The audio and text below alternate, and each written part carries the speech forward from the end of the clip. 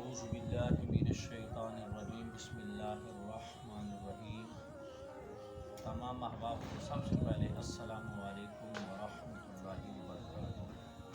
آج میں جس موضوع سخن پہ لب کشائی کروں گا وہ موضوع سخن ہے کہ جب ہم بیٹیوں کو رخصت کرتے ہیں، الوداع کرتے ہیں، تو اس وقت بہت بڑی ہم ایک بے ادبی کرتے ہیں، بہت بڑا ایک ہم ظلم کرتے ہیں، اور اس ظلم سے ہمیں بچنا چاہیے۔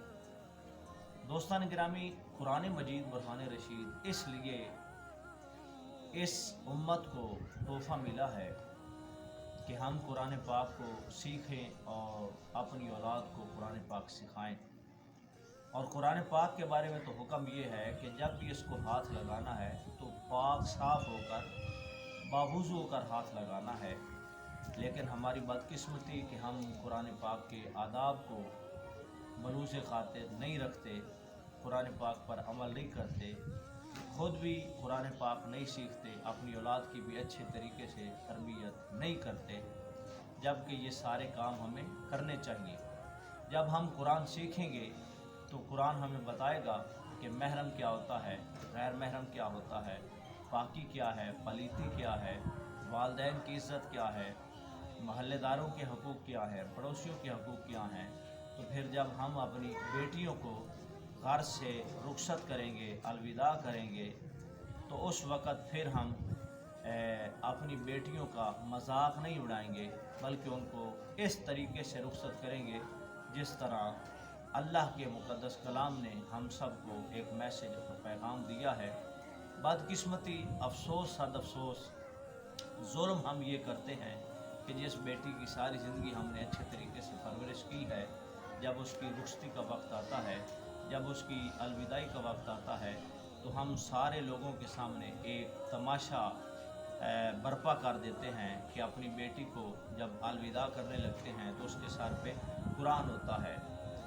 اب ہونا تو یہ چاہیے تھا کہ جس قوم کو اللہ نے قرآن دیا ہے وہ قوم قرآن کا ادب احترام کرتے ہوئے اپنی بیٹی کو با پردہ رخصت کرے، لیکن ہم نے قرآن کو بھلا دیا۔ ہم قرآن کے سائے کے اندر بیٹی کو غیر محرموں کے سامنے رخصت کرتے ہیں، پردے کا کوئی خیال نہیں ہوتا، محرم غیر محرم کا کوئی خیال نہیں ہوتا، پاکی پلیتی کا کوئی خیال نہیں ہوتا۔ جس نے قرآن پکڑا ہوتا ہے اس نے وضو بھی نہیں کیا ہوتا اور بغیر وضو کے وہ قرآن کو چھو رہا ہے۔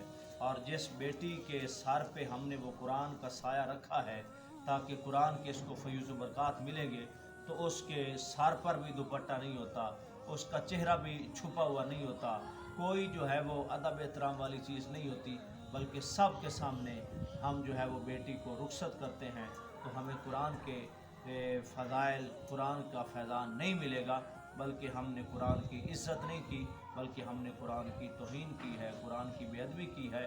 قرآن کا ادب یہ تھا کہ بیٹی کو ہم اپنے گھر سے با پردہ رخصت کرتے۔ اللہ تبارک و تعالی ہمیں ناجائز رسموں سے محفوظ رہنے کی توفیق عطا فرمائے اور صحیح معنوں کے اندر اپنی اولاد کی اچھی تربیت کر کے ان کو اچھے طریقے کے ساتھ با پردہ اپنے گھر سے رخصت کرنے کی توفیق عطا فرمائے۔ آمین بجاہ نبی امین صلی اللہ علیہ وسلم۔ قلندر لاہوری مفکر پاکستان کیا فرماتے ہیں؟ وہ معزز سے زمانے میں مسلمان ہو کر ہم خار ہوئے تارک قرآن ہو کر۔ جن لوگوں نے قرآن کا دامن اپنے دامن کے ساتھ وابستہ کیا ہے وہ لوگ کامیاب ہو گئے، اور جن لوگوں کے ہاتھ میں قرآن کا دامن نہیں ہے وہ یہاں پر بھی ذلیل ہے، آگے بھی ذلیل ہے۔ اللہ رب العزت عمل کی توفیق عطا فرمائے۔